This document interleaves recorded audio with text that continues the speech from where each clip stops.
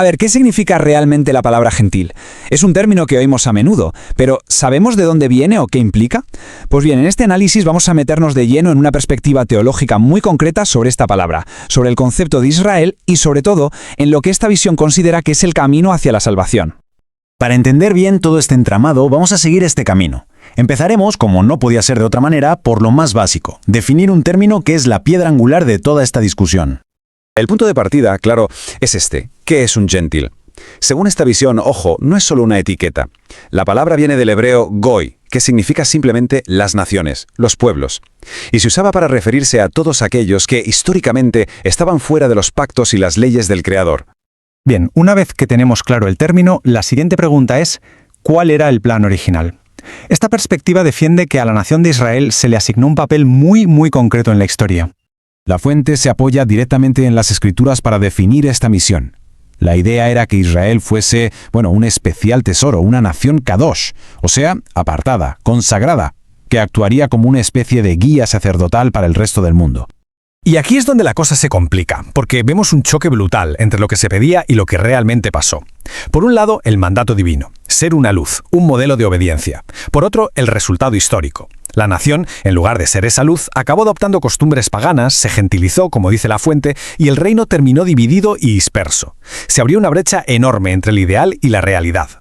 Y este aparente fracaso, esta brecha, es precisamente lo que prepara el terreno para un nuevo plan de redención. Un plan que sería llevado a cabo por una figura absolutamente central, el Mesías. Esta perspectiva identifica a esa figura redentora como Yeshua. Y es interesante porque se recalca mucho el significado de su nombre en hebreo, el Altísimo salva. Su papel, por tanto, era ejecutar un nuevo plan de salvación, cumpliendo la misión que había quedado pendiente. La misión de Yeshua se nos presenta como un plan en 2 actos, por así decirlo. El primer acto, enfocarse en las ovejas perdidas de la casa de Israel, en intentar restaurar ese pacto original. Y solo después, en el segundo acto, tras la resurrección, es cuando el mensaje se abre de par en par al mundo entero. Id y haced discípulos a todas las naciones. Pero, cuidado, esta invitación global no era un cheque en blanco, no era un pase ni vean sin más. Venía con una condición, con un requisito fundamental que gira en torno a una idea muy específica de lo que significa arrepentimiento. Y aquí viene uno de los puntos más potentes del argumento. Se redefine por completo el concepto de arrepentimiento. No se trata de una emoción, de sentir pena o culpa. Se conecta con el concepto hebreo de teshuvah, que es una acción, es literalmente volver al buen camino. Y ese camino, para esta visión, no es otro que obedecer la ley del Creador, la Torá. Y tiene su lógica dentro de este marco, ¿no? Si partimos de la base de que el pecado es, tal y como se define aquí, la transgresión de la ley, entonces el único antídoto, la única forma de alejarse del pecado, es volver a esa misma ley. Y claro, esto nos lleva de cabeza a un punto de fricción teológica muy importante. Es un desafío directo a la idea, muy extendida, de que la salvación es solo por fe. Aquí el argumento es otro. La fe sin obras es una fe muerta. La obediencia a la ley no es algo secundario o del pasado, sino la demostración, la prueba del algodón de que esa fe es auténtica. Para que se entienda mejor esta condición, esta exigencia de obras, la fuente se apoya en una de las parábolas más conocidas de Yeshua, la del banquete de bodas. La historia seguro que nos suena. Un rey prepara un fiestón para la boda de su hijo, los invitados de honor le dan plantón, y entonces el rey, muy enfadado, abre las puertas a todo el que pase por la calle. Pero, y aquí está el detalle clave, incluso para esos invitados de última hora hay una regla, una condición, para poder quedarse en la fiesta. Entonces, ¿cuál es esa regla? El atuendo de boda. Según esta interpretación, no estamos hablando de ir de etiqueta, claro, es una metáfora. Ese traje representa las buenas obras, la obediencia a la ley del Creador. Es la forma de demostrar que se respeta al anfitrión y las normas de su casa. Y todo esto culmina en esa frase tan contundente, porque muchos son llamados y pocos escogidos. O sea, la invitación se lanza a muchísima gente, es universal, pero entrar y sobre todo quedarse en el reino, eso ya es otra historia. Es algo condicional.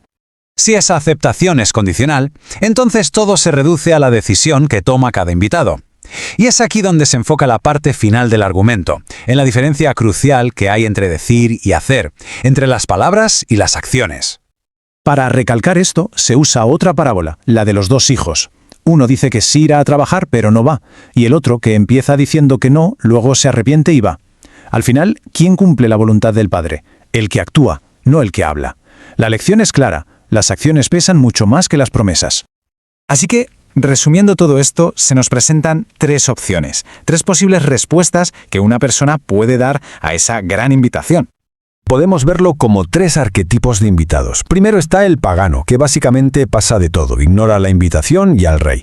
Luego está el indeciso, el que quiere estar en la fiesta pero sin cumplir las normas, quiere una fe cómoda, sin el compromiso de la obediencia. Y finalmente está el obediente, el que entiende la invitación como un honor y se pone el traje adecuado, las buenas obras y el seguimiento de la Torá.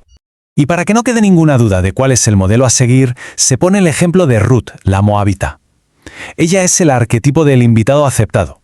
Era una gentil, una extranjera, que toma una decisión radical y declara: tu pueblo será mi pueblo, y tu Dios, mi Dios.